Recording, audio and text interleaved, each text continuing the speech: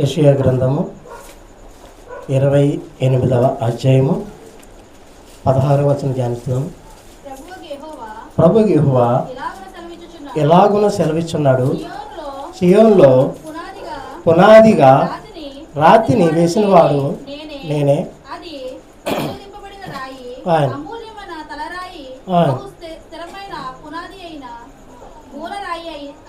ఉన్నది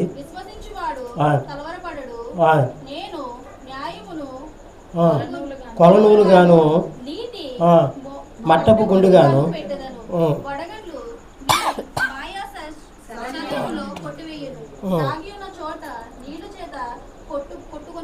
చాలండి. చిన్న ప్రార్థన చేద్దాం.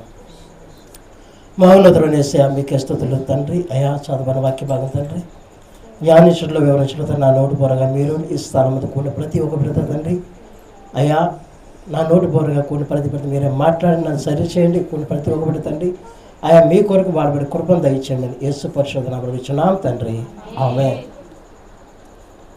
రాయబడుతుంది వాక్యము, మరొకసారి ధ్యానిద్దామండి. సెలవిస్తున్నాడు,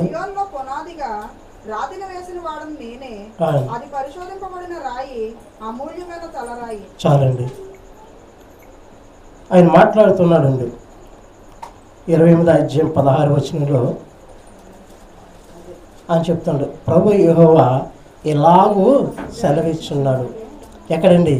సియోనులో పునాదిగా రాతిని వేసిన వాడను నేనే. అది పరిశోధింపబడిన రాయి, అమూల్యమైన తలరాయి, బహు స్థిరమైన పునాది అయిన మూలరాయి అయి ఉన్నది. విశ్వసించేవాడు కలవరపడడు. హల్లెలూయా. ఎందరైతే ఆయన విశ్వసిస్తున్నారో వారు కలవరపడరు అని వాక్యం సెలవిస్తుంది. ఆయన మాట్లాడుతున్నాడు. యెహోవా మాట ఇలా సెలవిస్తున్నాడు, సియోనులో పునాదిగా రాతిని వేసిన వాడు ఆయనే. ఆ రాతి ఎవరైతే బండ మీద నిలబడక ఇష్టపడతారో వారు స్థిరమైన వారిగా, కదల్చబడిన వారిగా నిత్యము ఆయన సన్నిధిలో నిలబడడానికి ఆయన ఇష్టపడుతున్నాడు. ఎవరైతే ఆయన అతిశయపడుతున్నారో ప్రతి ఒక్కరిని చూసేవాడు, నడిపించేవాడు అని చెప్తున్నాడు. అది పరిశోధింపదగిన రాయి, అమూల్యమైన తలరాయి. దేవుని సన్నిధిలో ఆ రాతిని తలగడగా వేసుకున్న వ్యక్తి బైబిల్లో ఒక వ్యక్తి ఉన్నాడు. ఎవరండి?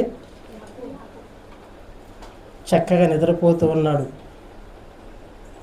ఆ వచనం చూడదు, చెప్తూ ఉన్నాను. ఆ రాయి మీద